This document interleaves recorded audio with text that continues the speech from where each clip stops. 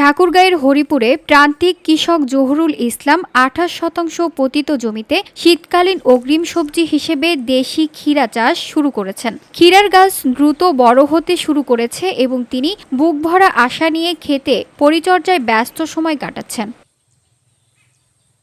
জহুরুল ইসলাম জানিয়েছেন, তার জমি ধানের জন্য উপযুক্ত না হওয়ায় তিনি ক্ষীরা চাষ করেছেন।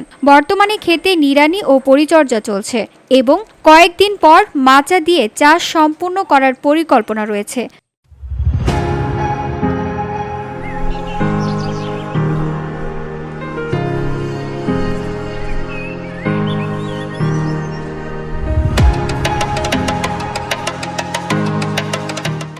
খরচ হিসেবে এখন পর্যন্ত তিনি 17,000 টাকা খরচ করেছেন এবং আরও 2 থেকে 3,000 টাকা খরচ হতে পারে। প্রকৃতির কোনো দুর্যোগ না হলে তিনি আশা করছেন এই ক্ষেত থেকে 50 থেকে 70,000 টাকার ক্ষীরা বিক্রি করতে পারবেন।